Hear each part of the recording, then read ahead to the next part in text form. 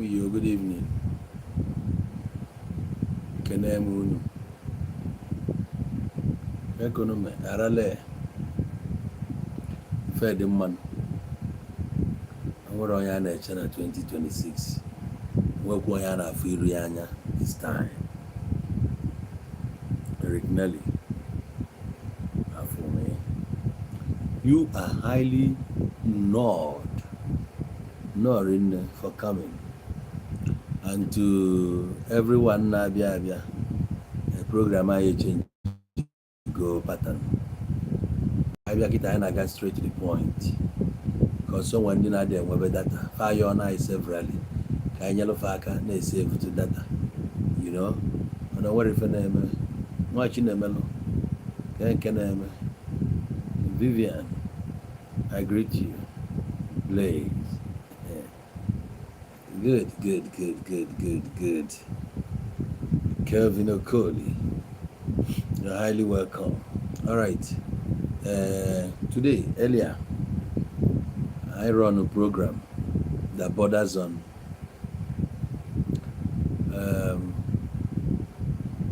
the way I say Afugasi, some things I follow problems.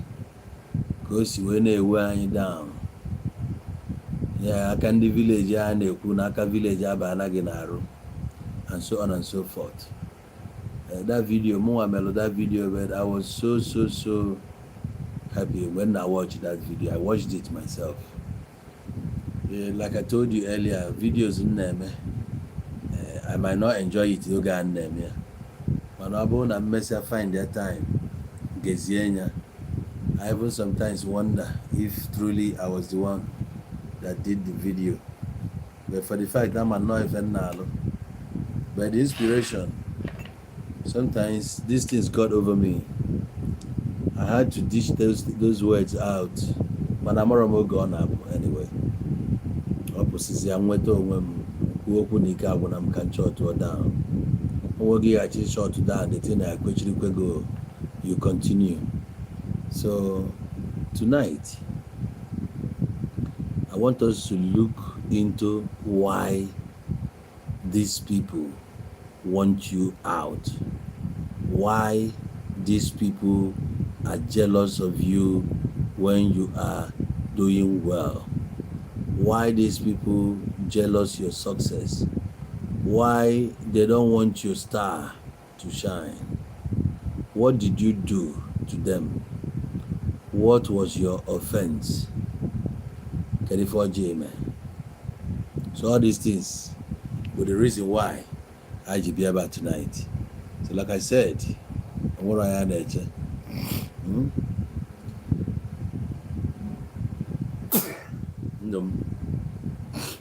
I'm able to sensitize you over things that in a negalanya, as if they don't matter, but it matters a lot. The problem but that Nayade and see attention to things that matters, especially where it borders on our welfare. Our future starts now. There is no future without now. The success we enjoy today are the ones, the toilings of yesterday. Or if I lot yesterday, or if I lot at reputation I on Kitab, if I build over the years. Even that person build the company on any when they go, no matter how far we build over the period of years. So the success I enjoy today wasn't just built today. Now again at half of far, they were watching you. Even pattern a boost that time, but that never that not materialized. So most of them are thinking that you are just wasting your time, that you are just a joke, you are a clown. Imagine. But the very moment the line never chabagaka, you wear one way blue motor again, now brother you will go problem. Nako on end negative minded idiots.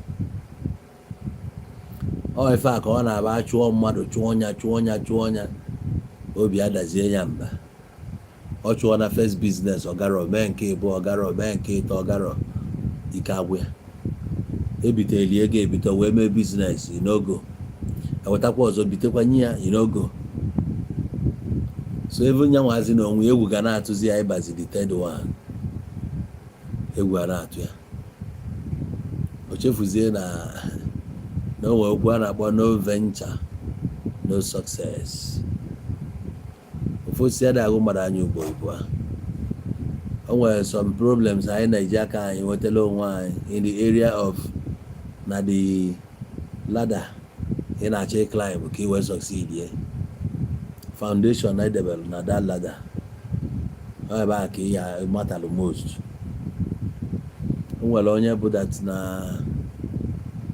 ọ plan go this year ka o esi ya agalịa plan si anya mana o jiro the fund honestly a challenge dị ya n'iru funding ọ na nwee good vision o nwee good vision so now o nwere onye ị ga-akọsịalị ọfụ na the vision dịkwa oke mana ya nwee wepụta ego anya gị ifialị arụ so mgbe ị na-alụ mmadụ nke mbụ na mmadụ nke ịbụọ na nke ịtọ ị natara obi adaa gị mba ị nọlụzia the dream anwụrụ so many girls ma ala ọfụma na fa ga-amụ ọrụ na fa ga-emekwa ọfụma mana ife ọ na-ene anya bụ challenges si na-eche ya ị ga-emụ ọrụ a o jiri ego eji kwụgoro ebe a ọ mụsị ya kedu ego eji ego equipment o nwere any serious boyfriend none family ya nkọ nothing ka ife ọ ga-eme ọwara ntị ya na ọ ga-agbasa ọkpa ọnụnesiarity na ike agwụ ya dreams esi onye a na-etipịa many people nwere good dreams ife etipịalụ the dreams bụ logistics another logistics bụ ya bụ the challenge na-eche gị ife ahụ akpọrọ amosu onye abụ challenge ahụ amosu n'afọ gị ife ọma na-achị bịa your way atachie anya amosu ahụ ka anyị chọrọ idil with n'abalị a ọ bụrụ na ime travel jee abroad chances are na your story will change after 5 or 6 years definitely ife dị n'obodo oyibo obodo surely but slowly or can see slowly but surely you will get there but the pace ga dị slow or when surely you must get there kita when you get there your family living when you get there your name apụta when you get there your family name apụta now the negative part of you and the negativity na surround you man even those things na fight the good part fancha niile no wee tachie elu that ime nweta nwu favor ka ifu ego eji eje abroad mgbe nwa anwa break nwe the yoke jee anya eburu mmadụ ya bụ i break that yoke ọ dịrị easy ife akpọrọ breakthrough ọ dịrị easy ọ bụrụ for the faint hearted ọ bụrụ for onye obi na-anọ mmiri mba o nwere inu atụ asị na agwa nwata ife emelụ bụ ọgaranya ọ sị ka ya atọ n'ogbenye mana ọ na-agụ ya that's why na ife onye ọbụla mere travel jee obodo oyibo jesi ya bata nwanne m kwanyere ya ugwu na ọ dịrọ easy respect onye a is not easy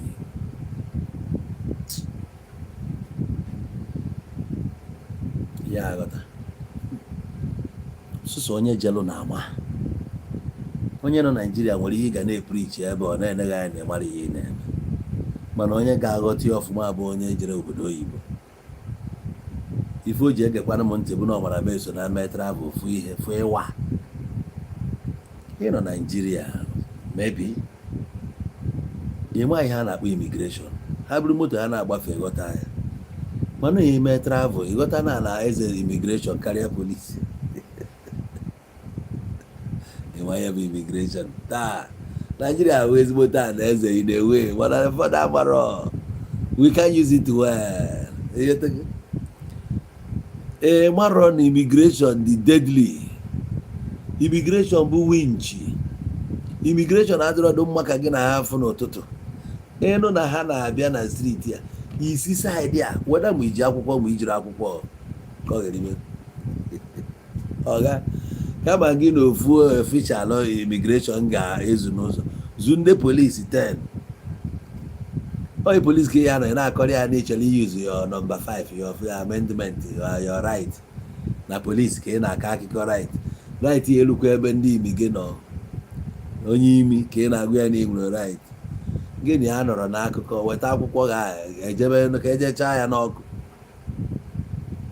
o nwere nke a ga-acha n'ọkụ agwaghị gị kpọọ nwunye gị na fon nwaanyị iji ma akwụkwọ ijezie ka ị kpọọ na kọl o nwere ike onye iji ma akwụkwọ anwụgo ọ bụrụ ịhụrụ na 1997 aka gbara gị akwụkwọ na 2016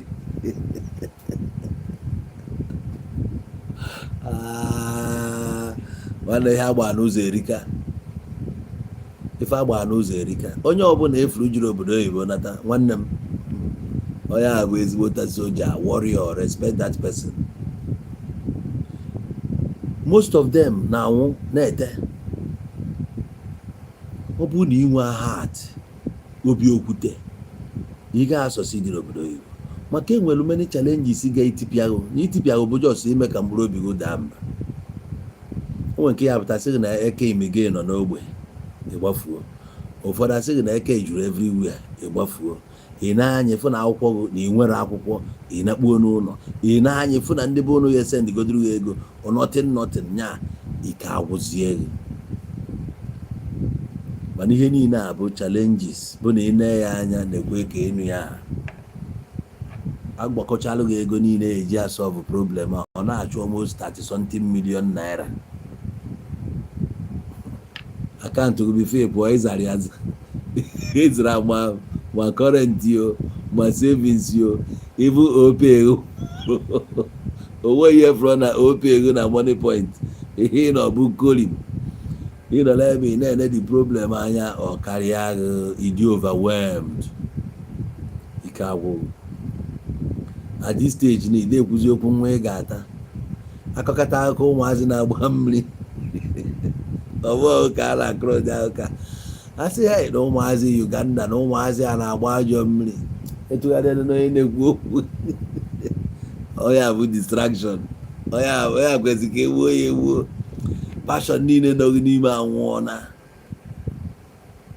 so many people succeed finally bụ the problem a ka ha nwee. If you don't have problems like this, Nwannem, you no go fit think well. I dey tell you, necessity bụ the mother of invention. Ọ bụrụ na ụmụ problems a na your way, nwanne ya ọ ga-adị ka ụwa ihe niile ọ bụ fosa. Inweta irisi enya. As I speak to you, o nwere ndị ozu mmafa nọ na mortuary for 3 years now. O nwere ndị ozu mmafa nọ 6 years now na mortuary.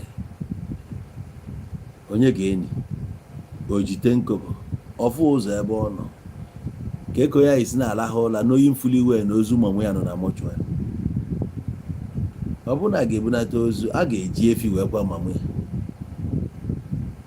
ọ ga-egburu mamụ ya efi mana ogbuba nke mpịa ogbuba ala anụ obodo fe efi ọ ji igburu mamụ ya efi ọfụ na efi ga-apụ ebe a ga-erucha 3 and na 3 efi anụnwa na bọjetị ya bụ almost 3 million naira. Efi o ejikwa mamụ ya ogodo 3 adekwu nke eji esi nni o ka ekwugodo okwu matalụnụ 3 million ijebe okwu ozu o ị ga-ejebe mamụ unu ewee jeje nye gị list ife ị ga-eweta ịgbakọ list isi ebe mamụ unu na-apụta ọ na-achụ almost 3 million ọkụ na 6 million gị nwa ya anata ị ga-agba flight bata akwabozu ọ bụ 1 naira ị ga-esetụ ndị mortuary ị ga-ega akpati ozu ambụlansị eli nkefa ndị event ndị kanopi na ndị otu ya ga-eli nkefa ị ga-ama VIP ihe ego mmanya sie nri sie ụkwa sie ebe abụnụ ihe ebu mmanya na wee setụlụ ndị chọọchị efu na ibe niile a na ibe a na-ene anya bụ 10 million naira mana akaụntụ gị ma bụ home and abroad enwe 1 million ife a na-agwa gị egbuo na many people abroad. Hey, gịnị sịrọ mere asị na ọnwekwu na-eme ya n'ọkwa ọya 2 days aga ọ bụ ọya na BP gburu ya BP na ihu kilam ya ghọta ya na-agwa gị many people na abroad ji ndụ ha wee chụọ aja. Problem ha bụ n'isi a karịrị gị nwa ma ya entire problem, maka na otu ọ nọ ebe ọ nọ ka anya niile nọ ya bụ ikuchebela anya be nna ya. Hope of onye ọbụla na-etonite n'ụlọ a bụ ebe ahụ ọ nọ ka ihe niile adị. Wonders ihe kpata mmadụ ji necha anya jee nụọ nwaanyị dị 70 years, ebe ọ dị 27 years eje nụrụ nwaanyị 70 years. ịma na onwe reason na-agwa gị aba modern day slavery. O ji ndụ ya chụọ aja, onwe ihe na-atụ ya ụtọ. Ebe ọ ya je ụrụ ọnụ dị fresh je kpọkwe n'ọnụ ike gwugoro onye maka esi asa uzu niile nụ ya n'afọ akpakwuru rere ma ngwongwo na ngwongwo a na-eku ihe ya nwanne a na-enomina asị na ala amị ọnụ na-ene ile a na-ekwoyi n'ọnụ nwanne ọ dịka ebe efi na-ata ahịfịa nwanne a na-alacha na-eno asị ya nwaanyị agbasagharị n'anya na-agbasara gị ọkpa ọkpa ike ị na-ene flechi etie na ị na-enezi ebe ife nwa na-aba ọ dịziere ha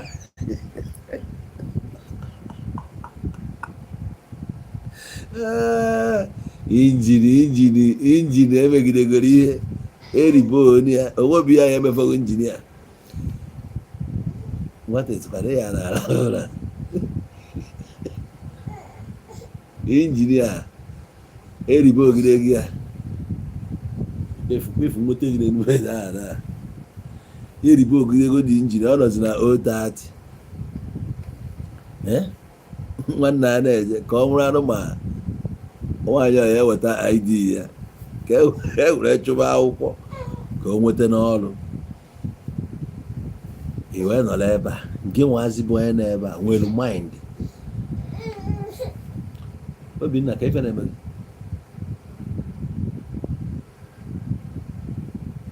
ọgbọghọ nọ na nchi adara ndị ụlọ na-atọ kịta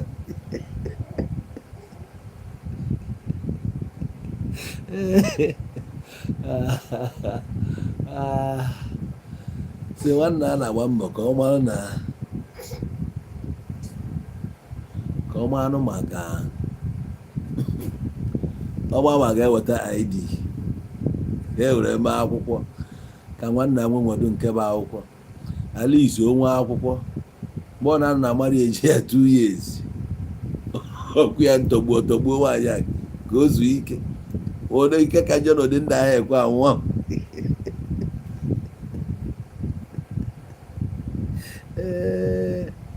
nwanne abegidezi ihe a nwee ka o si ghọtata onwe ya aka nataghị ya wee ezolu ka ya jee nụọ nwaanyị ebe a ka obi udo ofu chọ ya. Amụsụ nọ n'ụlọ akụpụrụ ya, mana amụsụ nke nọ na mgbego akwa ka na-achụgharị ya. Disem amụsụ ya ejekwa nwaanyị a maka nke nọ n'ụlọ ama ya ahụba nwaanyị o ji ya nọmba ya nwa na amụsụ ha ncha nọkwa na abroad a ga-ejekwa gwa the woman si ya na onye a n'ọnụkwa na nwaanyị gosi ya foto sef. Ife nji emetalụ gị ọdịsins aka bụ ka ị malụ dat na onwere onye gbanalụ problem. Etu ịra ka isi na-awa gị ra.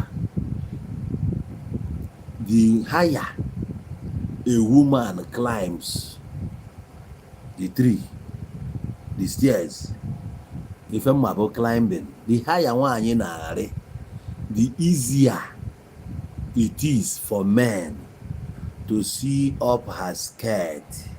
Etu a ka ọ dị na problem. Ị na-alị problem gị na-alị. What is the problem? Problem gị ranging from logistics, ranging from planning. Ma ndị gị na ha na plan gị, the friends around you, so many, even your friends at some point will turn and become your enemies. Nke ka njọ bụ na the people you trusted the most bụle ndị ya nọkọtakwụzi na-questionzi your integrity.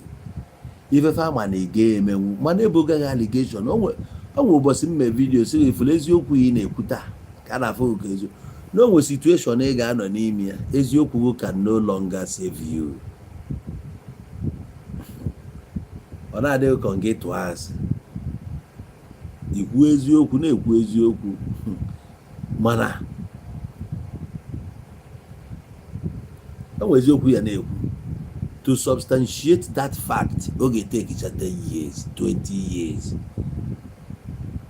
ọ na-efere onye jelu nga kwa ya 40 years na nga ndị ahụ conspire wee tụọ ya nga ma emechazie si na mezikwe datin release that person mgbe ahụ onye a nọzi 80 something years ịpụta otu a Jagaban na otu a ka ihe na-emezi mgbe ahụ ka ezi isi ndụ dị anaghị your life ya ka eji si ọnwụnwa karịrị onye abịakwutekwana ya bụ debe fe ya na-agọ n'ọfọ ọnwụnwa karịrị ya abịakwana your way in this life. Achọrọ nka m gwa gị the only thing dị debe certain n'ụwa bụ ife a na-akpọ uncertainty. Enwere circumstances wee nwee nke a na-akpọ unforeseen circumstances. Ama na ọ ga-eme mana otu a nọ ama m ihe bụ how to prepare your mind, how to prepare for the worst. Onye ọbụla si na tough background onwe ezi ihe na-agba ya agharị ọ bụrụ na ibu ụzọ experience ya hardship tough life imesịa mụ ihe tụgharịala ị ga na-erikwe mana you will never forget your tight moment, your hard, you're growing up. Igbe chefu ya because ibu ụzọ fịa mana ọ bụrụ na ibu ụzọ pụta ihe niile erusala. That's why o ji wee dị ka ụmụ big man mgbe ụfọdụ adaba uru na-enye ọfụma. Ụmụ big men ọ na-esi ike efu onye jisiri ike wepụta ndị nke ya. Some rich men n'ụwa ụmụ ha a na-asị na azụtọ ha azụtọ enweghị ihe bụ discipline, amaghị ihe bụ eribe ka erifọ. Ihe ọbụla pụtara na-ewe ya like that oricha dadi eweta o believe na ọ dị na ụlọ akụ mana onye nke na-eto na-enwere onye akpako o mesịa nweta ọ na-ama how to manage it nicely. Ọ ga-ama how to manage it nicely.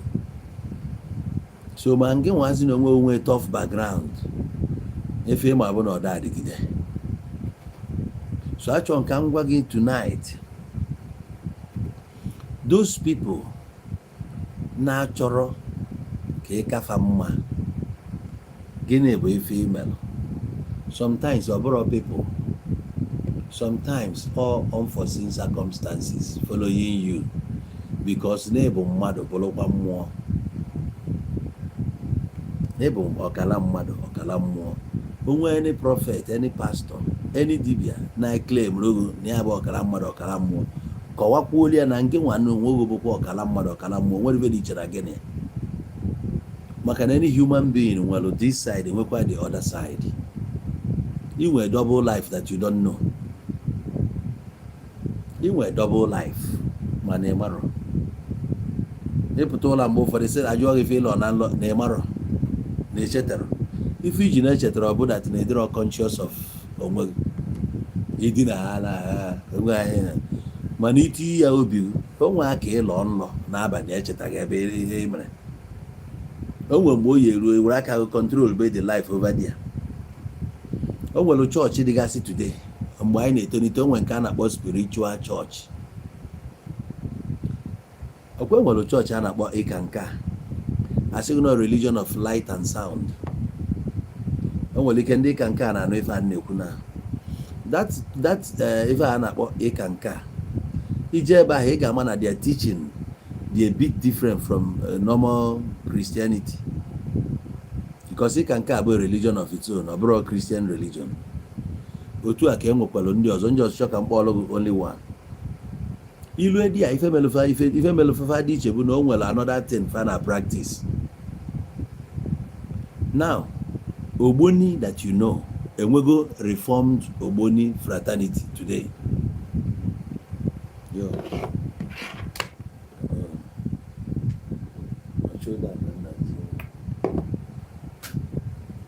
Sorry, no, let me plan myself well.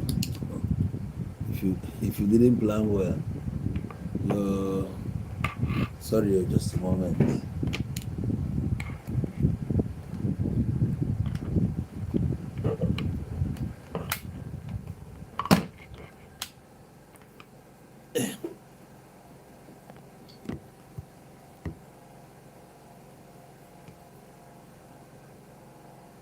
Yo, seems it's not working out. We go walk.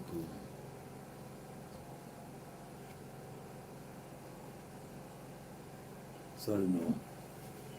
Just a moment.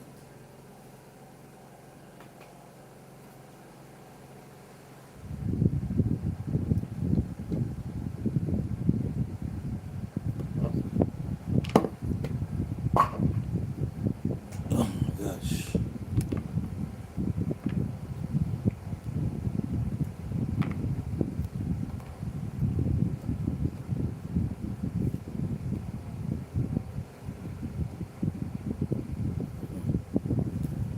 No.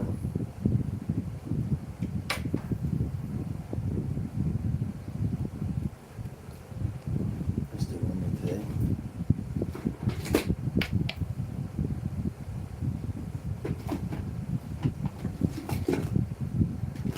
If you fail to plan, you plan to fail.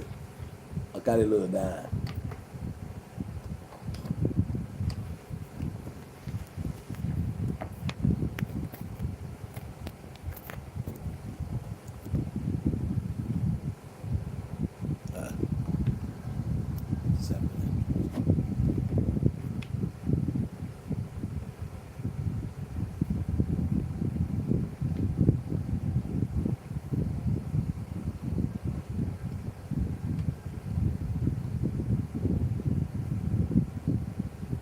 Sure. I'm having troubles here. What now? VAT?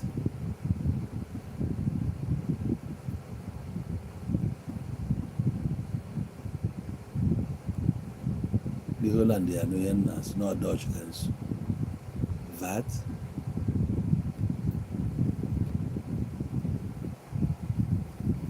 VAT say? Say VAT say? Yeah, what are you saying? VAT say? You go carry on. Let me plug myself.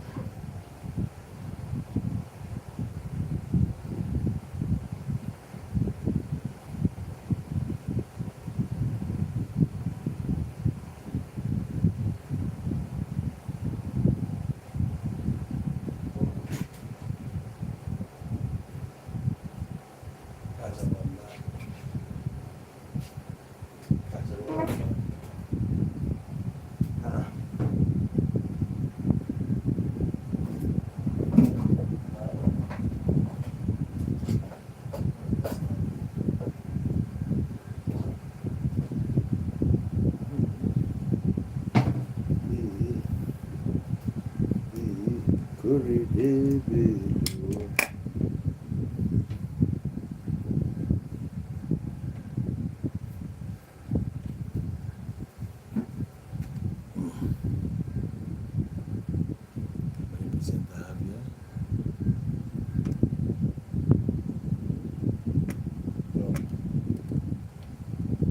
worse here. Much worse.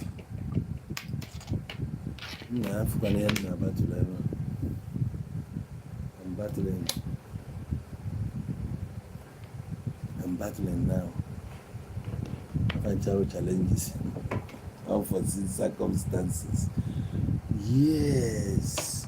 Okay. Solution again.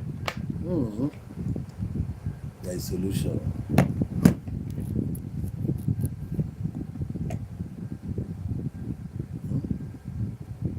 I won. My life can never put me down. It's not possible. Problem now, I can actual solution. Yes. That's the only way out. All right. So we are back again. So now, when we talk about people who wants to put you down, who don't want to see you succeed, who don't want to see you progress, this and that and this, most times they are not human beings. I was teaching, saying we had two life. One is in the physical, the other one is on the other side. On the other side, you only remember when you wake up the life you led the other side.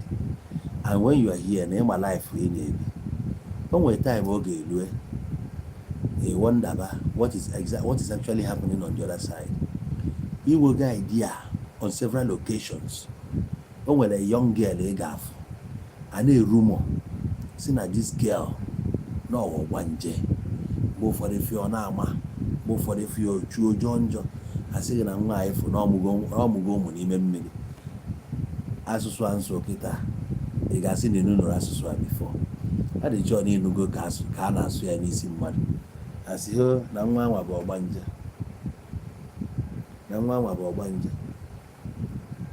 now ọ bụrụ na asị na ọmụọ na nwa on the other side ajụjụ ị ga-ajụ onwe gị ebe ka ọ mụrụ nwa kedu ka o si etendo nwa ahụ ọ mụrụ onye ka ọ mụrụ ya and so on and so forth. So that is to tell you na enwekwa another life.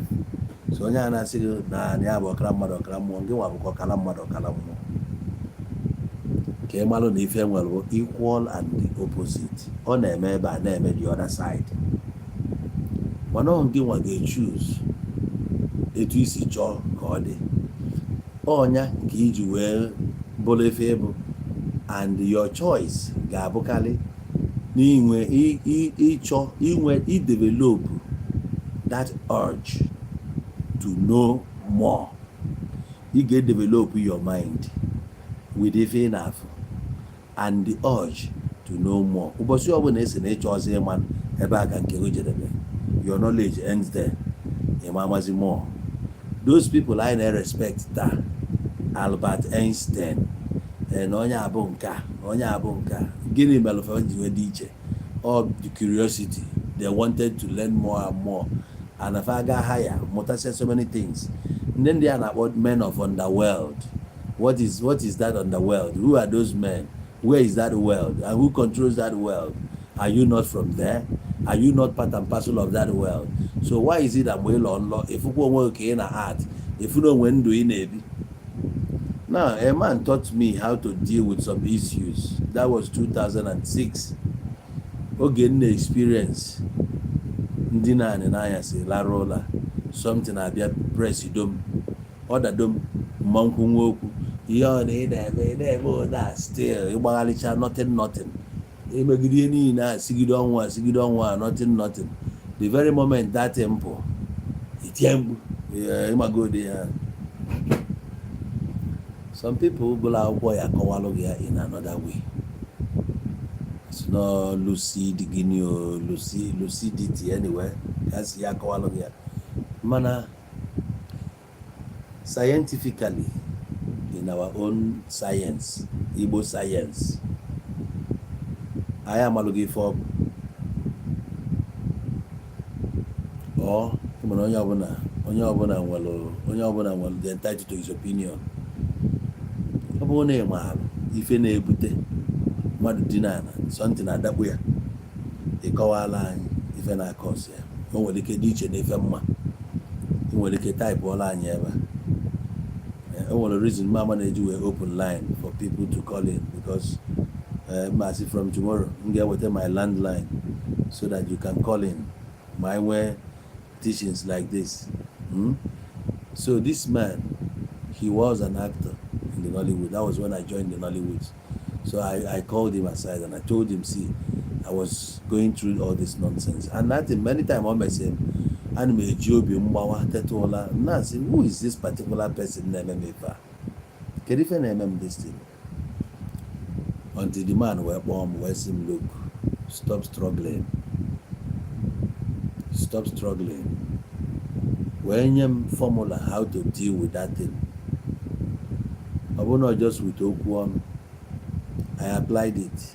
I can tell you that for so many years, I never experienced that shit again.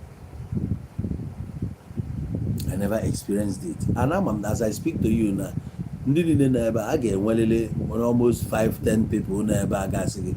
I find I make experience. So why that thing je make when it draw sober? Emura anya. Obia make na mmụọ. Ọ ga-eme gị na mmụọ. Itetakwa na mmadụ feel the impact. Some people have each time I encounter such, fapụta na mmadụ, their business is ayasa, appointments in them were cancelled. If any airline or out before them, if any ayasa like this, a boy again amos. Why if I call amos?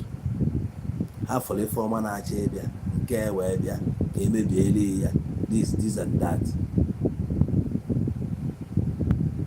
So if I have a reality of life, the former Nabia, no game well the challenges, no nozo, where Nabia. If Ojabiabo, Obo no ko reba, or Yako from the other side. Makano, if you build from the other side, then I manifest ever. Kankawanya in a layman tongue. Obona, he art anything ever. And what if Obona he got art in wa? Where anything Obona he get achieve no wa? Mobu ni bruise or conceive where any more. On a more he get build that ability. About more he got build all the spirit. Even though I don't ring in a go. But why on a go? If I move like here, we meet a target more. Or consider again more. He's not saying things, even in an instead of using his words to express himself to become successful, or use work here. Or more as ya menu now, even that footballer on a pitch, or where that free kick, coil, the jet Diana net. Why not pass holy man? Spirit, yeah, this is what to do, and only you follow you up. Also, I brought out the 3 players and Kaya Wajeba and Kaya Wajeba. No, if I go here, if you get more consider or Wesiki and you follow spirit, and you be successful here. So, whatever it's human business over a mother attack, more over a more gagwagi mayor, you know, good one. More kind of if a man a bit more, if a man a more. So, you know, the other side, he decided to get a more, they get me. He will control all the physical. The spiritual now control the physical. That is why you will never let them get to your spirit. That is why in US gauges in a church. If I would not reason gauges now. And with your spirit, and with the go to weaken your spirit, but to weaken you. Why it is a vulnerable. You believe good that. You know, to no where qua. You want all that na the more the more that spirit. That spirit get that motivation na can make a relax there, hoping no another external spirit, somewhere that can come and do it for you. Whatever one draw. The Lord Jesus Christ will take over your problem. Even in a total assay, it's not coming to take over any problem. Your problem still remain your own problem. Solution to that problem still lies within you. That you cannot stand up to face that problem, not there with your problem. Jesus is not coming to solve your problem. I went to a Sabbath church, or Sabbath, not broad church. I attended Sabbath. A woman I met there, she raised the prophecy. She told me what she could see then. What was that? She was telling me that not for that I was standing and there were Ofiatochi around me. Not only not for Ofiatochi leben, not for ma, manona moa, nor for Ikenja so the 10. I will never forget that prophecy. No from can na such as the 10. The yak be eventually webutadia. She wasn't telling me about any spirit. Gabia swallowed the ifia. I will not follow ma. Man of rock can see a butcher's here. It's just like your compound and you are there. You are waiting for the name Baba job to come and clear it. In a Chendi, name crusade. Kafabia your compound. The gun on him off ya will be to wait there. I don't know if you are following. Obona, you open all your mind to reality, which is spirituality. That spirit, even they are not be able to get to your spirit. If I haven't those group of problems you were, oh yeah, be in China, your spirit are down. And once your spirit is down, you will not be able again to stand up. Obona somebody moanya, when you're conscious. How to deal with life. But I want to put on a kalema. Before you learn all these things, you must have gone through a lot. That experience below your guide, below your teacher. How can you, a young man, opting to survive? You are climbing this tree in Aligo in Osisia. Man, that once you get to the top, you get a man is succeeding. Because Osisia in Aligo any branch. The only place you get meet the branch at the top. Gewa mu baby jeleje. You will look that zero na Aligo. Another entity, simply for the fact that Guineas for puta. Because no your friend, because no whatever. Ewe na agwagi, na gibiko, na gina Aligo gina doniti, iwe genyanti, ibu a mad entity. Ada ako dile akika ako. Iga kadanya na Aligo ba na Aligo. If I have a fact about life, iga na Aligo. Nyaso kwalo. Etu ofuntu abayazo. Irigo gide ruo dia. Emani ruo na the top. The way for the branch, ijideze the branch aka. Obu ni iye jide nwe aka were okpa gị na abo. Gbakọ onya, isozi wetu aka ga na we na enye aka na adogoto endogota. Anoge na adogoto if you are not strong enough, wait onye a nwere ike ịkwatu. Ịda gịnị anọrọkwa na ana ibidokwa from scratch. Atu ọlụ ọmalụ ya malụ atụkwala ofeke iwu mekata n'oge fenyisi n'ọfịa.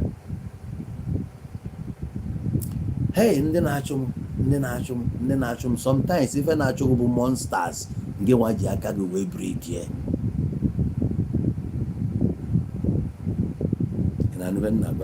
Sometimes monsters ji aka gị breed bụ ife na-achụ gị ife ana ha dị against your progress, ha dị against nke a. Some of those ha ị na-ekwu bụ Ngewa groom ha. Now you groom them. So can I establish the fact that problem there? Nature man. The only thing game over that na flow working on. ịdọnọzie ebe ahụ. Ada na-akwa nwoke enwere 3 set of people. Onye ada kwalụ ọ daa ada nọrụzie ya na-achị ọchị, ndị mmadụ atụgharị afụ na onye adakwala ada, ọ nọrọzie di ya na-achọ ka o wepụta aka ya ka ọ mara ma o nwere onye ga-eweta aka dogotie. One set of person.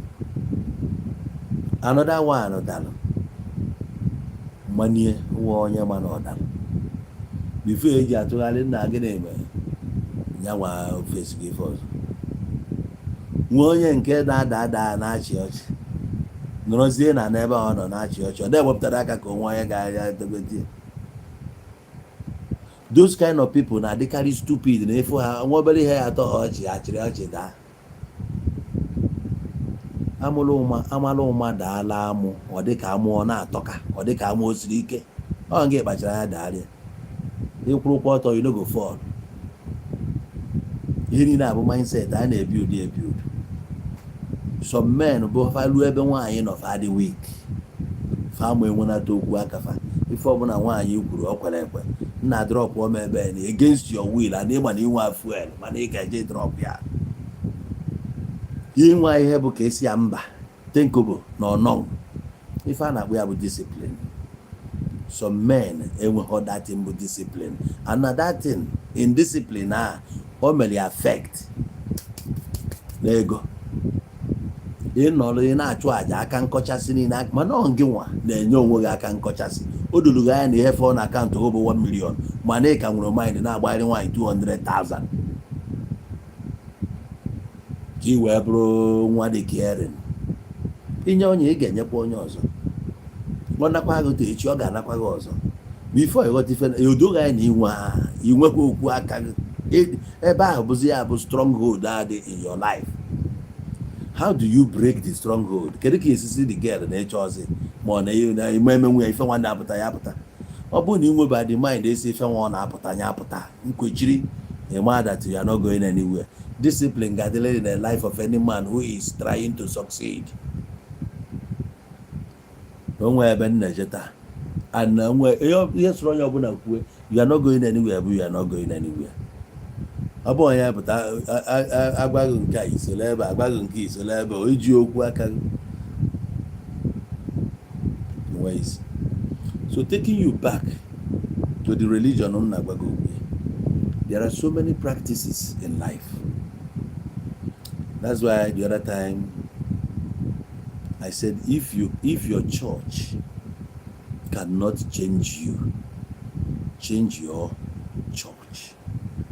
Find yourself in a place where you must learn 1 or 2 every now and then.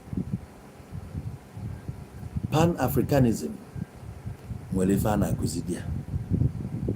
A na-akụzi what it means to be an African.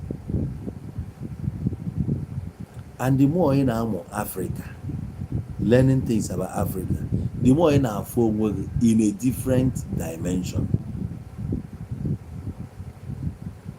You got about life in a different way. If the code busy asking to hold you down, but I got why they don't want you to read any other book apart from Bible. And well, so many things that will open your eyes. That very enemy, Jigunolo, can you method or you wage Jigunolo? Well, another method you get you defeat here. Can you treat poison or poison? How do you defeat this person? And each other how to defeat or each other solution to your problem. But when you are not seeking for that solution, to rely on a certain God, on a certain force that you don't even have power over, your case is sorry.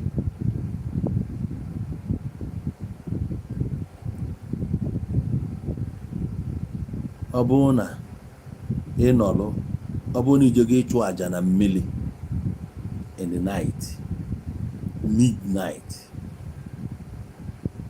Ife a na-agwa na ngwachazie gị ịchọ ịtara ya o nwere aja ị ga-aja ejuju na mmiri oke ọ bụrụ na onwe gị ele ịmabụ ọgbanje siri ike ụbọchị ọbụla a na-eji mere ihe mmiri n'ime anyasị mara ọ bụrụ ọfa nche niile ka a na-alụ 8 o'clock anyasị o nwere ọrụ mmiri a na-ebido 12 ime abalị mgbe a rụrụ ọrụ mmiri nke m nwa anyị chegidere wee ruo 12 ka e bidoro wee rụba ọrụ nke m ma ndị na ụfọdụ na-abịa asị gị na ha bụ ndị mmiri na ha bụ ndị mmiri a na-akọ onye ọbụla ma ebe o si my own mbọsị a rụrụ ọrụ m 12 midnight ka eji bido dị ọrụ and that very day ka m nọkwa wee fụ another side of life.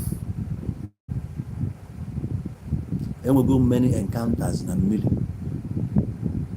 in the past growing up when I was about 4 years 5 years old. Mmiri chọrọ iwe m na Warri. I was saved by my brother when I was either 13 or 12. Osizi 12 mmiri chọrọ iwe m because na nje nati onye ọ chọrọ ili ọgbakwa m nkịtị after some years ọ mekwa m attack ka ọ wee so mụ na ndị mmiri enwe na encounter ugboro so the day njezi ka m setụlụ ha sepụ aka afọ mewa anọ m dị ya na ka m wepụ ọnụ na my own kpọrọ ọgbanje ma solo ọgbanje na-eje na achọrọ ịchụrụ ya aja ọgbanje na achọrọ ịnapụta ya na ọgbanje soli ya gabazie na mmiri n'ime anyasị ebe a ka ị ga-aghọta sound of the spirit. Ebe a ka ị ga-aghọta ihe kpatara na ndị Muslim na-eme ekpere naanị dịka na-ekwu n'imi mmụọ a na-akpọ mmụọ ị na-anụkwa ka ọ na-ekwu okwu naanị ya bụ sound of the air na onwe ya na-eme sound ị na-afụ ya. So oge ndị a na-agba religion of light and sound o nwere ife a na-akụziri ya about sound. The more ị na-aga deeper the more ị ga-amụta and ị na-amụta ya ihe na-amụta bụ ka ị nweta solution how to deal with your problems, not to rely on. Ọ bụ not to rely on, you don't have any need learning. So if you just to learn bụ ife ga-enyelu gị aka to lead your normal life and to break every yoke, how to break them in asunder even. Hey, challenge my bro for break. Challenge my bro for break. And I get on my banana topic in the river. Let's defeat them all.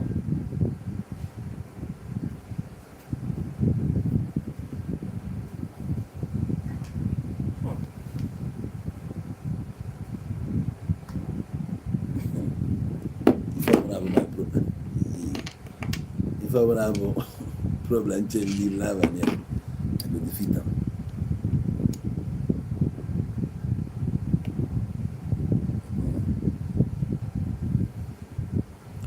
So, ị ga-aga extra mile. Lote ego ọbụla a na-akọrọ anyị akụkọ ifo. Ama m how deep ịdị na ife gbasara Igbo. What? I don't know. Mana onye ọbụla bụ onye Igbo tolu n'ala Igbo ga-ama ife a na-akpọ akụkọ gbasara ifo. O nwere problem a ga-enwe ife ị ga-anụ ọbụla agwalụ na ụmụ okolobịa maọkwa na so person na ọ ga-aga n'ajọ ọfịa, ọ ga-aya ịkpa na-asa ya mmiri na-asa ebe a ka ọ ga-ezu ụmụ mmụọ dị iche iche, ma ndị nke bụ ofu ọkpa, ma ndị bụ ofu anya, ma ndị na-enwere aka, ma ndị na-enwere onu. Ebe a ka a ya akọchalụ ife a niile bụ ife gbasara life. Some problems ị ga-eme encounter anytime ọbụla you decide you want to become a man, you want to free yourself from poverty, you want to be known, you want your name to be heard, you seek fame and all that. Ị ga-eme ife a niile encounter. Mana one good thing ị ga-amụta n'ime ya bụ that you are the one that will take that step in order to get there. And ka ị na-take that step, obstacles nọ na-eche gị n'ụzọ. Ụmụ mmụọ niile anyị ga-edefeat wee lue na obodo ahụ sị gị jee weta nka jee weta nka bụ mmụọ a niile ka ị na-ezu ebe a.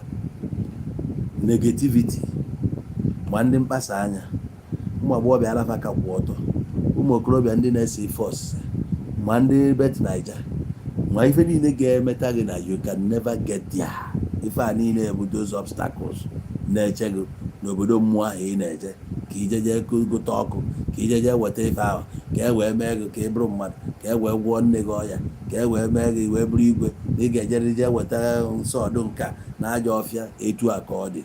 You are the one that will become the king of your own clan, the king of your own household. For you to establish that kingdom, ị ga-aga extra mile, which is ife a niile ị ga na-aga ọdụs niile a na-eche gị n'ụzọ.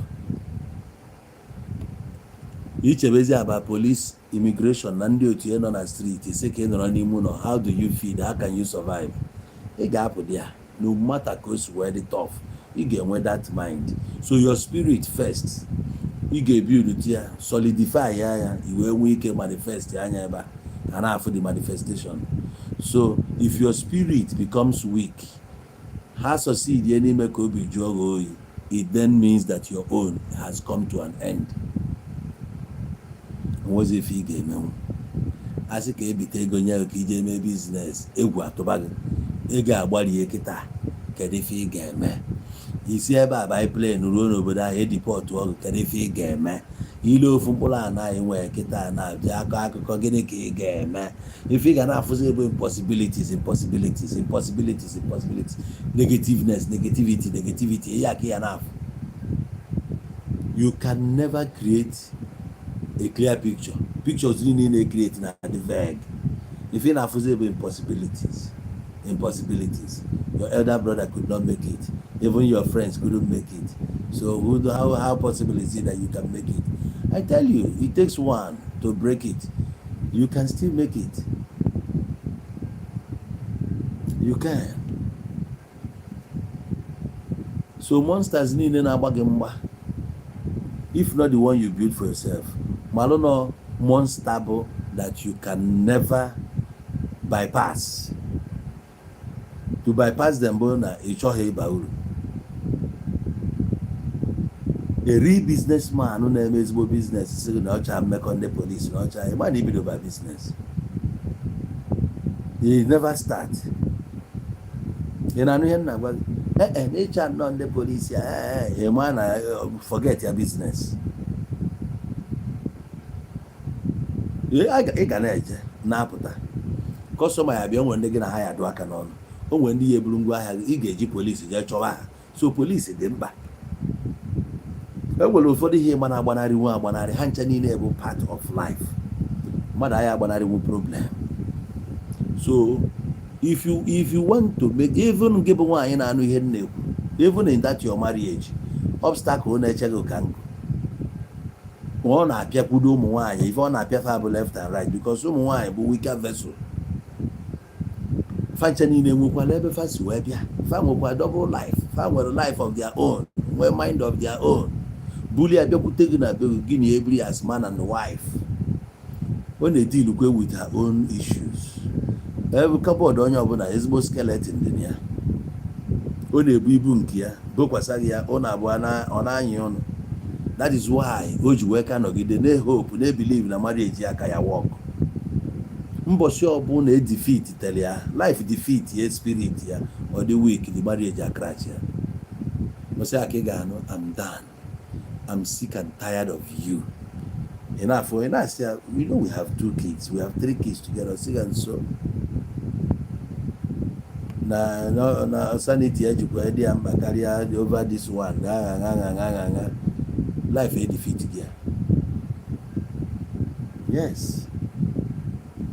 Man ụfọdụ ojulaju, so that she will endure to the end. Enwe ebe a Bible na-ekwu sị mana onye ọbụla ga-edi ruo ọgwụgwụ, onye a ka a ga-ekpube okpu eze, you wear the crown. The Bible kwuru ya. It's all about perseverance. Kachite obi. Nanọkwa Andy iwe gbuem. Andy Okeke iwe gbuem. Enwere ndị na-asị biko no mma mmezikwanụ asị mechie ọnụ ọsịsọ agwa nwata ife eme ọgaranya masị gotere ogbe na ọka na-agụ ya. Kachite obi.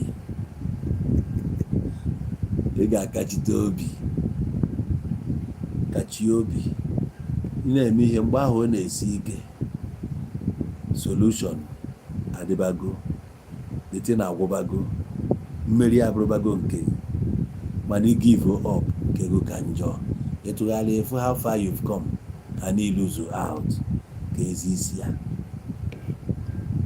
ka ezi isi ya, mbọ niile ị gbara agba ka ezi isi ya, ka ezi isi ya. In order not to lose out kpatakpata, gee m ntị ọfụma now,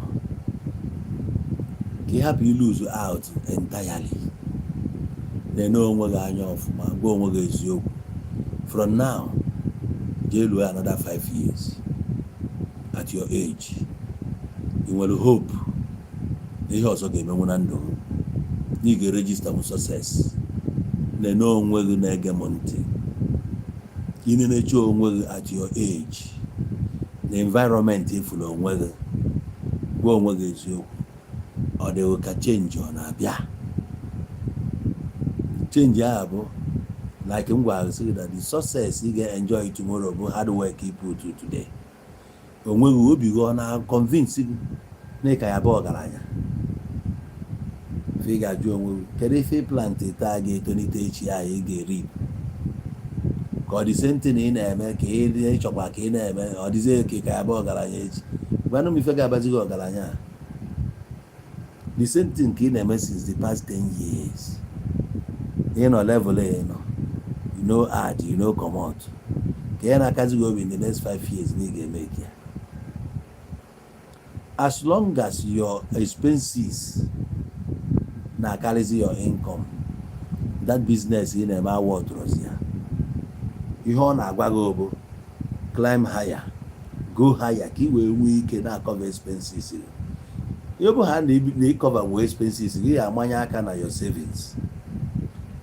We finish your life savings, ka ihe fọnụ onye abụla ịdịgo pụọ. Check ya the time o tekiri iji wee finish ihe inwe na your treasury. You empty go your treasury now over the period of years. So it means that na either conduct a business na sustain.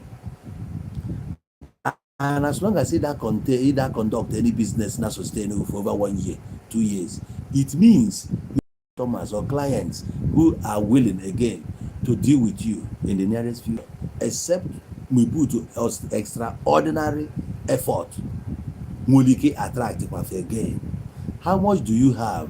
You can inject one of this your business to revive it. You want them with fierce competition in every phase of life. Are you still strong enough for it? So is it that you stand up now or you lie down forever? Before we name with age and time. Time open if and you are unable to compete. After that time, you can never compete again. Spirit got it down. A musician, Ekro one album. He went on since for more than 10 years. If he had the crop of musicians when music in Nigeria change from what you already know. He gave me one kind of metita. What was a failed musician? He gave we way. You go first. I say now about digital world. Even digitalize self, digitalize more and more. If any change, so when do you think you can compete? How can you see? Sit back, ask yourself so many questions, and that question was on get whatever the answer.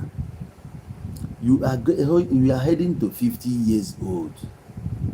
You are not married yet, and you think Nechi need a better result.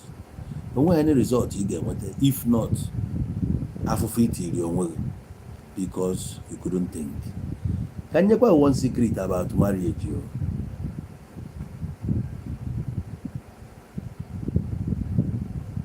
Can you one secret about marriage? As a young boy, or can say as a young man, you must get married. Get why? As a young man, you must get married to a young girl.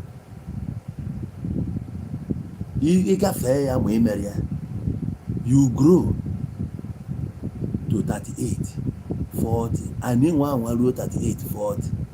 He will get a wise man. He might go so many things. Yeah, knows why. A man knows why. Makano where is one you're gonna n'anya.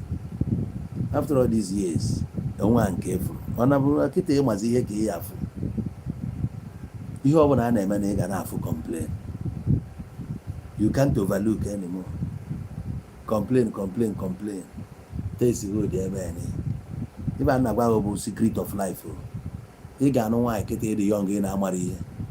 Or an aqua bottom bonamero money on Cheboto Jebena Beach. Zuzu very well. Kitaki gave me Aguarangi, no work at 35 years. I know wine at 35. Before no, so he really 40 years. When I will based on experience. Onwe any man no bona. Yagamont. Onwe any man no bona. Kwechiri 35 years. I know by wine. I'm on your one if you reason no ego. Si anega sire onye ahụ na-anya na aghọrị onwe aghọrị. Such person I kwesị ọnụ ka ọ bụrụ onye ga-eme ntọgụ on any issue related to wine.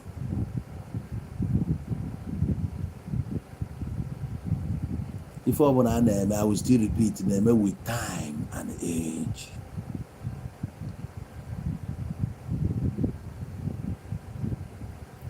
As difficult as life is in Nigeria, Allah in all up if you're working in that your parents cannot manage, your siblings no nature, their rents no nature, your own problem no nature. A baba moto, a baba and KJ develop.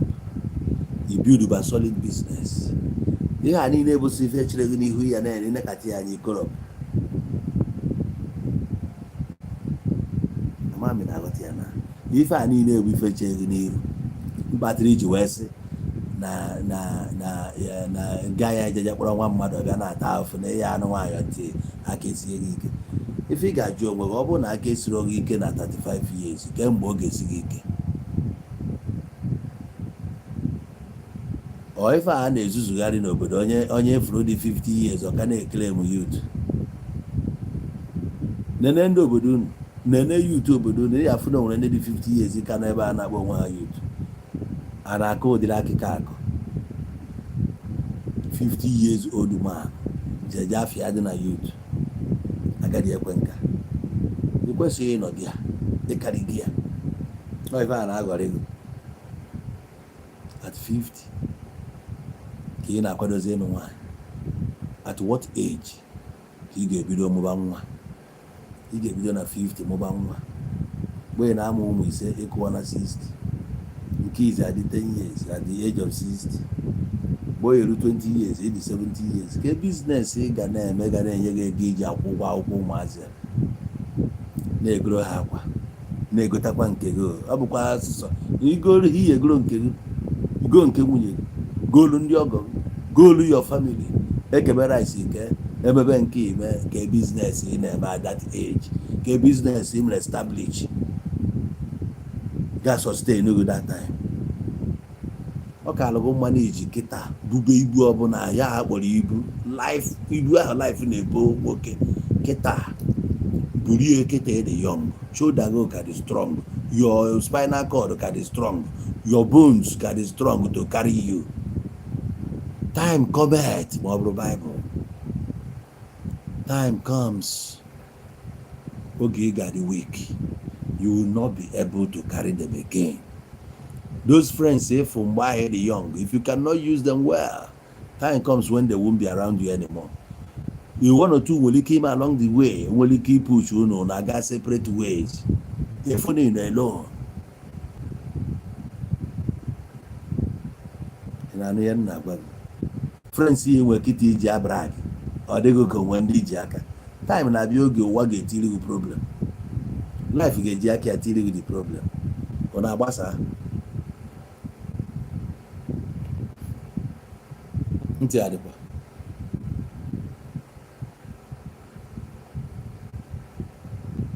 Ihe na-eme na Facebook ya.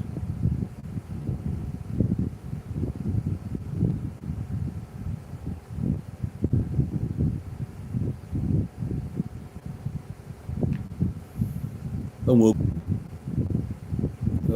sorry.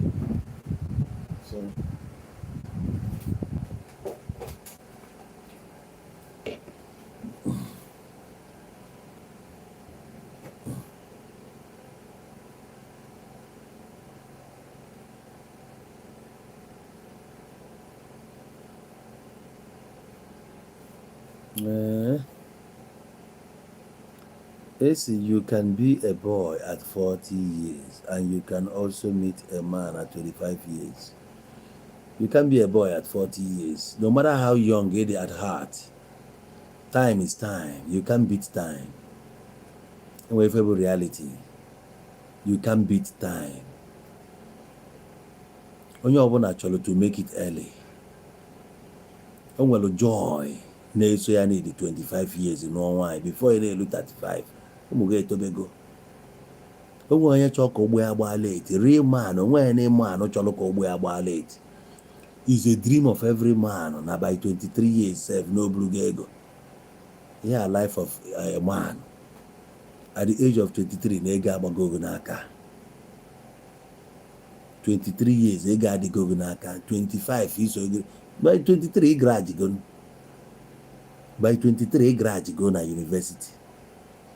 After 2 years, ọ na-asụ ụsọ iti wedding ka your schoolmates, your fresh ndị graduate ibe ka ha bịa your occasion.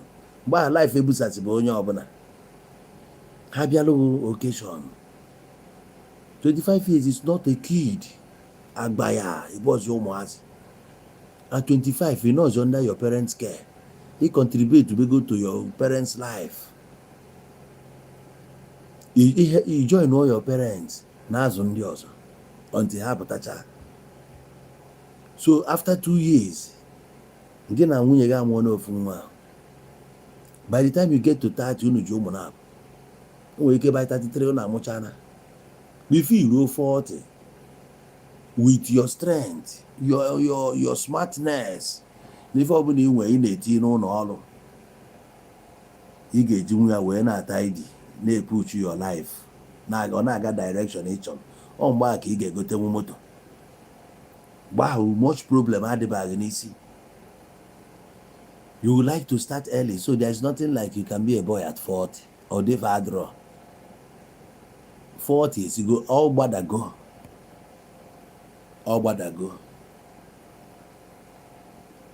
I dey tell you. Onye na-agba bọọlụ, nwa klọb ga-enweghị n'iru 40 years old. You got that? They know. Because you are competing. You go weak. One day, I never have ikeketa orio. Now, every few days, when I'm saying what he had, you know, yeah, we have married a champion. You need smart people, young people. I say, about posa. When you retentive memory, I can roll. Or boy, not suffer memory loss. Or boy, you because life problem. Okay, 18 years, baby, I'm a manager. Onye ahụ ga-abịa ime manager, that experience. What experience? Onye dị 30 years can equally handle that position. Ndị na-echere Nigeria before when they did 27 chibai, when they did 29 chibai. I don't know if you're getting it. Those lecturers kuzili na university, how old are they? If we are lecturer did 25 years, ihe ọ na-akụziri na nke onye 40 years na-akụzi nke na-aka aghọta. Again, never know one with time. Oge the young, Kogabo one abia. He wear the power to absorb them. Spirit look at the young to pursue further. Spirit look at the eager to break through. ọ bụghị kasịa nka. That's why nji were onye dara ada wee maalụ gị atụ. Some people in their academy, in their field, ebe fa si survive, ụkwụ kpọfa fada, they can't stand up again.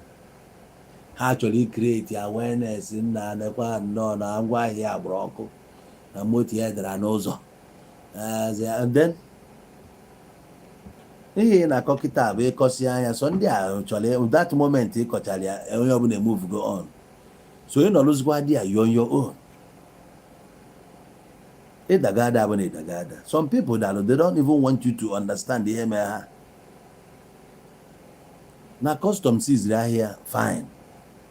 Ọ gbapụkwa n'ime ahịa bukọrọsịa ngwa ahịa n'aka ndị mmadụ tụnye na shop ebe ihe ama ya na kọstọma bịa ọ na-esetụ ha. Ịma na ngwa ahịa ọ na-ele abụghị ya nwe. O konukọtasịrị ekonukọta mana ọ ka o retain o customers ya. Ọ ya bụ na mmadụ dara mmanụ ozugbo. Nke ahụ na-eji ebukọta ngwa ahịa o nwere ike iji bọndụl akwa ole iji ife ọbụla ole ife ọ na-agbala bụ a minute sum of money. Just ka o were ya bụrụkwa na ọ na-akwụ ụgwọ ụlọ na-erigodo nri pending mgbe ọ eji ya agbagote. Nwa onye nke dara na-achọzi ebe nwanne m anyị nụrụ ihe mere dibenu nwanne m iburu pathetic soul. Onye ọbụla abịrị agụ mgbaru. Onye ọbụla na-abịrị agụ mgbaru. Kedu ihe ụsọ ị nwere n'ime ya?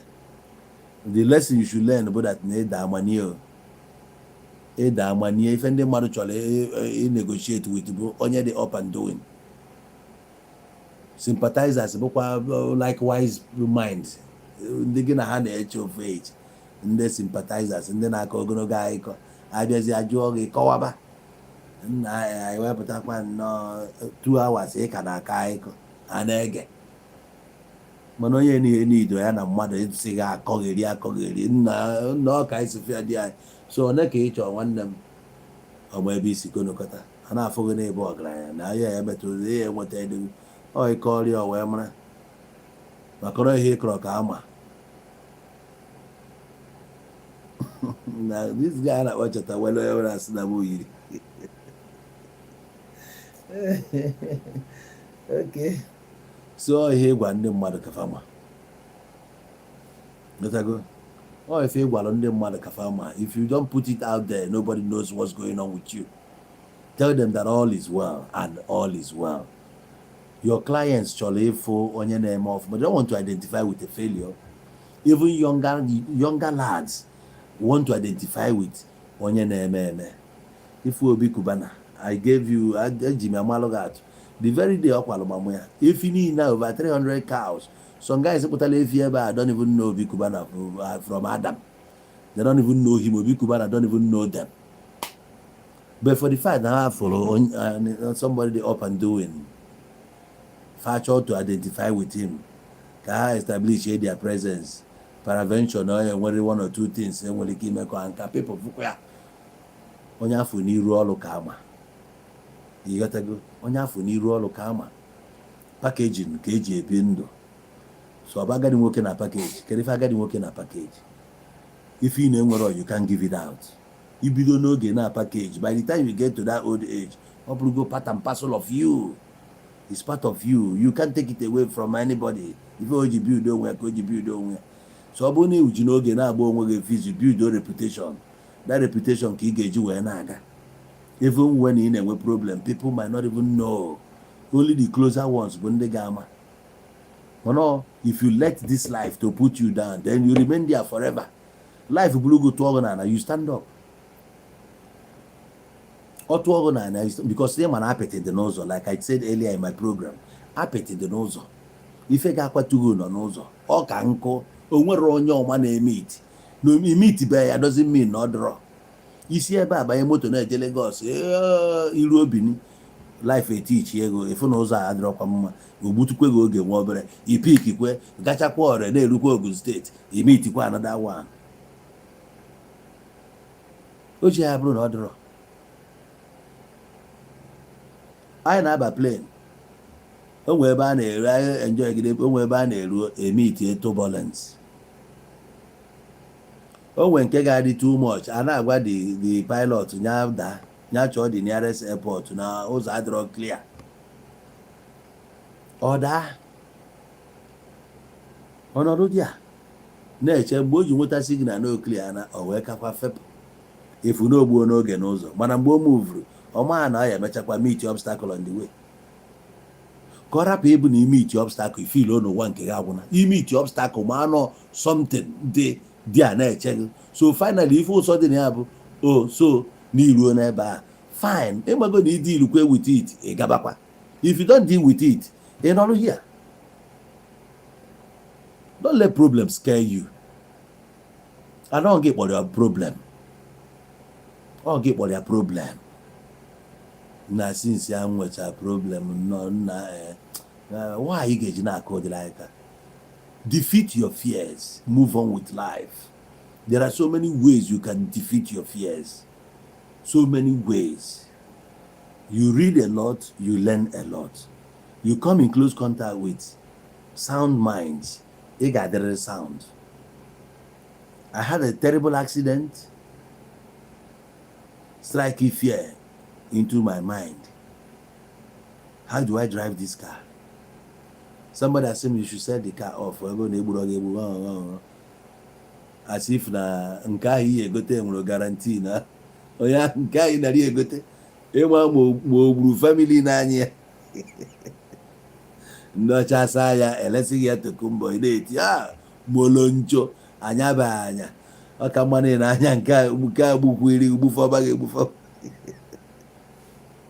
na egwu na me defeat my fear eburu moto a si ebe ati ya n'ụzọ ọnwa ahụ ngwa bịa ka ife ya na ya na agbagidere ruo Lagos onye nwoke a na-ene m si na ka kwuru obi nsi ehe ọ nwoke na obi ọ bụrụ dike ọ bụ achọ eburu nya je Lagos nata ọkwụba m n'ụzọ njekwa ije Lagos ege mburukwu ya kpọọkwa jekwa tighata defeat my fears so n'anyazi dị moto adị m enwe fia ife nji mee ya bụrụ nwere akwụkwọ ngo ebate satin mejọ na-abụ ọlọ ka ya nwụrụ ofu ebe a na-emefu na-eri aka ọ nọ na-akpati ozu otu a ka o si alọ dị nnọọ ife a na-edistọb ya kọchalụ one psychologist wee sị ya nọ ejegote akpati ozu jebekwa na da valley ebe ahụ nụrụ ọgụ ahụ egburu ya o ruo di ya dina n'ime akpati ozu ahụ na ọ ya alahụ ebe a sịsị ya na nwekwa onye amị ya onye sekuriti ga na ha naba sịsị ya gaa na ebe ahụ obido ebe a banye n'ime akpati ozu ndị a niile ha na sekuriti ya niile a na-asị ya nọgide ebe a n'abalị a chi efe oteta ụlọ afụ na ọ nwụrọzi otu a ka o si defeat ya from that day na-afụzi that dream. So you learn how to defeat some of your fears because fear has been the greatest enemy of man. If you brew the enemy, but that with fear you cannot break through, with fear you cannot venture, with fear you cannot advance. If fear grips you, can you go kime business in atojo? If fear grips you, the confidence upward, you can't speak out loud. The fear bata n'ime you got it down that you got it kudu you got it forced to, not like forced to, but you got it anakata self you will aka na abo na ekwe onye tola ato n'aka. The confidence upward. Fear it take you over. And with that fear, you can't go anywhere in life.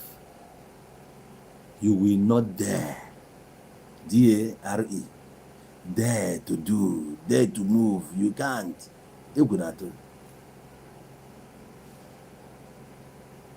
So,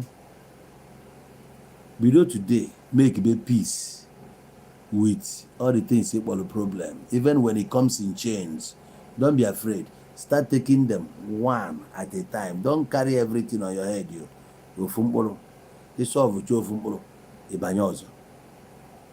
Na mmadụ na-achọ ịnwụ kịta na ọ bụrụ na iweta ego a ka ya wazọ ya ndụ ọ gafesi ihe na-eme ọnwụọ nke ya gị mana otu life si chọọ ka ọ gaa ị nwere ike werekwa ego asend ya ọnwụkwa ịgbarakwa aka nọrọ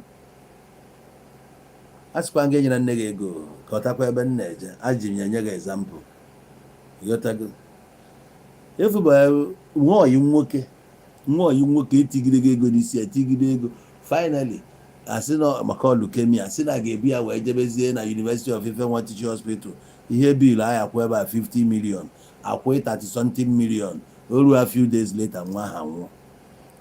Ihe papa ya na-ebe bụ na ọ bụrụ na ọma nwụọ ọnụ since so ego niile a kịta bụ ego eji ya aba uru mana o tipịara ya. So you never can tell. Ọ bụhazi na-abịa agbata bịa gwago nke a echekọrọ ka ọ ha gị kpoo ya etu esisi nwanne nyere ya aka ngị nwaka na-arịgo arịgo ị na-adogote onye anyị na-adogote nwere ike weti ya ọgọdota gị aka ngị na ya eru ana iwu ngị na ya eru ana ibighị okwu ụwa gị n'isi.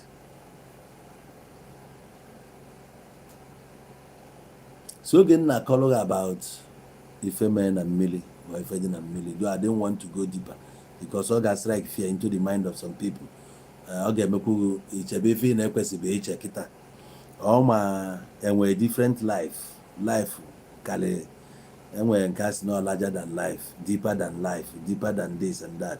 So feeling I ga na-take ya one step at a time until in this class now many minds ga-mature, many people ga-amata beyond ife akụziri ife n'ụlọ ụka na ife anọ dịka primary lesson.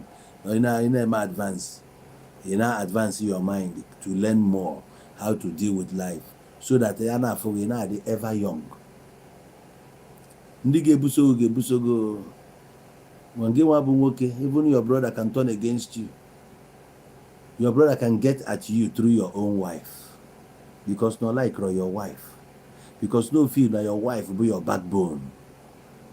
Your wife ekwero kafa defeat yeg. Your wife have no problem nyalufa agang ya up against your wife, boy allegation, made so many things. If I need able to put you down because once they get your wife they want to go. Mama na wata if I need able ife bụ na ọgbajuo gị isi isi a na-eme vum ọkịta dị young ka ị ga-contain nwe ife a niile si ife nwa na-eme ya mee a na-asị ife anyị na-aya ejiri akwalify ya na onye a dị very stubborn. Apụ onye a na ọ dị very stubborn ịgbazi ya a na-egara gị anya mana o nwere eji ị ga-eru a na-asị nna echewa na-ebe ụmụazị kedu ihe ị na-akọ ife a ebe ị na-akọ ife a nwaanyị adara gị kechie ilegharịba obi maka ịdịbago weak. Now life fọrọ ebe ị nọ mụọ ya mụta ya how to deal with life issues. The harder ọ na-abịa mmalụ that na solution gị nwa ka ọ dị ihe ọ na-abịa ka ị na-apply solution. Use your brain, stop relying, chọba helper. No, bidogodu take the step, use godu ife ịma, use godu your knowledge. Knowledge is power, knowledge is key. Use your knowledge wee na-eme o nwere ebe ihe eruzie ma ọ bụ na aka atọ na ya anaghị. People na watch ego ka ị na-egwu mmiri ya, people na watch ihe ị na-agabiga mgbe a ka helper ga-abịa. A helper can just come n'ihe mere agbata. All politicians na-ezuzu dịbe ha ma ọ bụ na in real life matter ị ga na-asọtụ before ndị mmadụ abịara. Ọ bụ na nne gị dara ahụ kịta ịgbapụ na mmadụ na admission na general hospital nwanne na ndị abirukwe 50 abiko ya chọgodo 50 ebe ahụ onwe ya bụ na onwe ya. So gị nwe ide ọ bụrụ na esi na-ịgbanịta kịta bụ 41 n'ozi 9,000 for ọma na at least o mezie nke o ji bụrụ friend ebe na-akọrọ ya ebe. So problem bịa yi solve bagodi ya side nke gị, use your expertise na solve ya to a certain point before you chọba helper. Mana church ihe mego ozugbo casting your problem upon Jesus for he cares. And akọ dị like akọ ị kwesịghị ịnọ ebe a. You better go to club. Finding your feet in the club is far better than going inside that church. I can sorry, but if I'm not going to go pure, if you reason and well, what did you go to do in the club? na klọb ka a na-enweta kọntaktị sef. ihe niile biri ebe a bụ ndị bịara ebe a ka a gbachapụ stres. ọ bịa gbachapụnata stres ka ọ wee nwee ike focus na biznes. from there na exchange contact, unu enwe ike mee something gwa onwe na eziokwu. ọ bụrụ na ụlọ ụka ebe na-enwere onye na-agwa onwe eziokwu, bunch of liars, bunch of hypocrites, na-ebi ndụ ka ọ dịrị ha mma, mana onye ọbụla nwere issues, nwee problem. gị buru problem gị bokwasị ya, gị gbuo ikpere n'ala. how can igbu ikpere n'ala na ihe a nwere ike isi change your situation? It won't. gị nwa bụ the architect of your problem, anọ gị nwa jikwe the solution. that one you can do. ị agwanwu your friends na ihe ị chọrọ ime in a profile solution here. N'ozi na inweghọzi the wherewithal, inwezi logistics to follow it up. mana he present before them 5 years, no solution to it. so gị nwa jiri solution. ọ bụrụ na ị nwee enough, ịjụ ọfa, what do I do? You are seeking solution to solve your problem, not believing the problem solver is somewhere. all it takes is you to go on your knees. If I want wrong, that's why na onye jiri obodo oyibo adịghị ekwu okwu ụka na. most people jiri obodo oyibo na-ebi ndụ a na-akpọ life of reality. ha dị realistic. ọkachife na otu onye gbuoro mmadụ ikpere na abịachọkwụ ata ite na-ekwu ebe a dịrọkwa. so my lovely people, ebe a ka anyị ga-eweta ya n'isi njedebe n'ururuchi a. ebe a ka anyị ga-eweta ya n'ururuchi a n'isi njedebe. ọ bụrụ na ị bụ my brother or my sister na-ege ihe a na-ekwu this night, achọrọ m ka obi hapụzie ide anọghị mmiri. stop seeing yourself na onwezi ụwa nke gị agwụbe. ọsụsọ nke nwa ya conclude kwe n'ọgwụgwụ eme n'ọgwụna, mana agbụ ahụ ekere gị efugokwa agbụ ahụ ekere gị na mmụọ nya ka m tọrọ gị n'abalị a. onwekwa ekere gị, ọkwa gị kere onwe gị. ọ gị mere onwe gị ala ka negativity drop ọgụ. negativity a na-agba gị okirikiri, gbagidezi gị okirikiri. taa ịbụzi onye ekele agbụ, it is helpless. ụmụazị ya ya emere ya anya, ọ ga-agbachibido ụmụazị ụzọ jee chụọ ego. jebe n'ife ntị na-ata agwụrọ na ntị ya na-ezu ike. we left home to feed home. ife ejighị bụ ifele ife people ga-ekwu. ịmara na ịdị very stupid. ife people ga-ekwu na ngị nwa once onye ahụ a na-ekiri ekiri bụzi onye agbara na-agba gị. enwere ihe nyere gị ụmụ gị nri, enwere ya anọghị nwaanyị.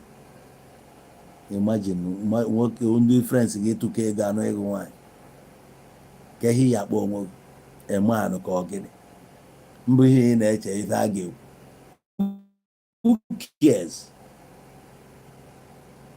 the only time your life ga na-agbakọtara today a sị na na-atụ 5,000 ekwunwo 5,000 nke gị atịkpọ mmadụ ndị aka ifegodu n'ilo. to give your life a meaning, nobody onwe onye chọrọ ịma the source of income. ife achọ ịma bụ na ezra present here, ịdị presentable. ọsọ ya gị na-ekpo nsị is a profession. nke ahụ ị na-eme, dị proud of it. advertise your business. ewere ya mara gị niile na-ele nkụ. gịnị ka ọ na-eme? na o nwere moto na-echu mmiri, na o nwere tanka o ji echu mmiri. akweghị ọnụ fu tanka mmiri gwu ego ọnụ ebutere ya. ọ bụrụ kaikai ka ị na-ele, ị na-ebujire ya ndị mmadụ n'ụlọ. is a business. it doesn't matter ihe bụ before. nke a bụ ihe matara na ịdapụgo from that land. ị nọzi ebe a build kwa another one. build onye. stop thinking ihe ndị mmadụ. nobody onwe onye chọrọ ịma na ịnọ. ife a ji so many people abroad anatara anata na ọmụ ihe a ga-ekwu. ọ na-echeta friends ya na ya kụba. hey ọ batazie ọga friends ga ụfọdụ anwụọ na ma ịmarọ. friends ga ụfọdụ ubiziri ugwu Hausa. ha maziri na ha egwu ụfọdụ fon ha na-eyuzu ya gbara ya rọba band. iji efu na ọchụ ụmụazị ịtọ ịnọ na-agbụ ya mmiri kịta. Ụfọdụ n'ime ha ma agazi ije again in life, ha nwecha spinal cord injuries. So ndị ahụ ị na-eche ihe a ga-ekwu iji wee nọrọ ebe na-anwụ, iji nọrọ ebe nọrọ si na mmadụ na-apụ, nobody cares. Build your life. Life na-akwatughị n'ebini. Ịgagide mmiri ya dị rough, o nwee ebe ị ga-eruo efukwa calmer water. Ọ ga-adịgide rough dị rough all through. O nwee ebe ị ga-anya ruo, jụọ sailors, they will tell you. Ha na-anyacha rough seas. O nwee nke ọ na-eru a na-atụ kọntena na mmiri ka esi evu dị cheap. Mana o nwere oge ọ na-eruo erukwe na calmer water ebe dị calm. Ụgbọ a na-ese erukwala onwe ya ọfụma. Malụ na ọka ọ dị nwanne m, ọ da-adịgide. Ọ tekwa ka o ji dị njọ, ọ ga-adị mma. Don't let life finish you up before your time. Thank you very much. Ya gazielu unu. So ụmụnne m niile nọ na TikTok, watch them this night. One question I have for you is, o nwere ego ị ga-akwụ iche ma enye anyị likes? Ọrụ just ịtọch iru screen a na-akwụ ụgwọ nke anyị iche. Nke a na-asịsị give to me lion na ndị ochie. Asị gị nye lion, ọ bụ nye lion enwụọ. Nọọ gị ịkpa aka n'ihu ebe a, nya na-afịa gị arụ. Ọ bụ ịkpa anya aka gịnị gị? Ọ maka nọ nke m. Ije nke ndị ọzọ, ị ga-enyegide ha likes, nye ha 200,000 likes ma o ruo na nke m ịdị stingy. Ọ dị fair? You are not fair. You are black.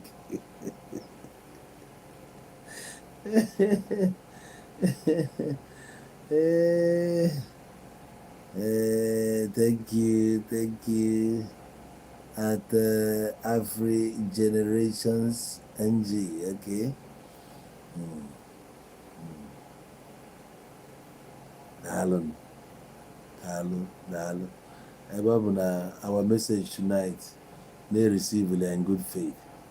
I am most grateful to you guys for even giving me the audience, for being patient with me. I will make it elaborate to the point that even ntị ahụ nwe ntị ike na ọ ga-aghọta the message ọfụma. Kọrapụ ife ya na anyị na-eme insult. Kọrapụ ife ya na nna direct the whole things to him. Nwere ike feel na man go story about him na-use. No.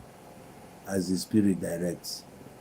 Ife a niile bụ ife mmadụ maara amalụ na-eme in our everyday life.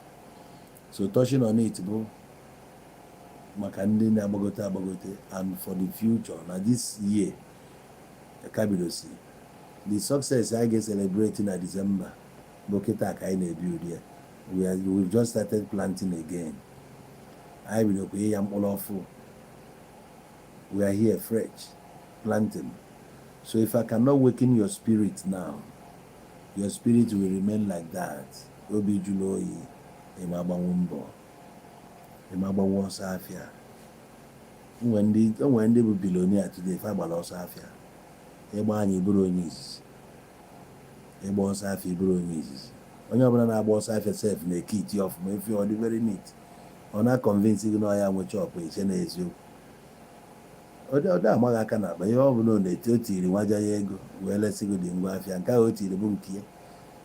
Mana o nwere effort ọ na-eme ike, ọ na-agba mbọ. That's today. O debere ifele n'akụkụ mapụta wee na-agbalụ nke ya. Ife mata agba afụkwa gị n'iru ọrụ. That is what counts. Afụkwa gị n'iru ọrụ. Kedu ife iji eche na nke gị agwụna? Nke gị agwụbekwa pụtakwa bịakwa ka anyị mebekwa ihe a 2026 ka anyị bidokwa ya.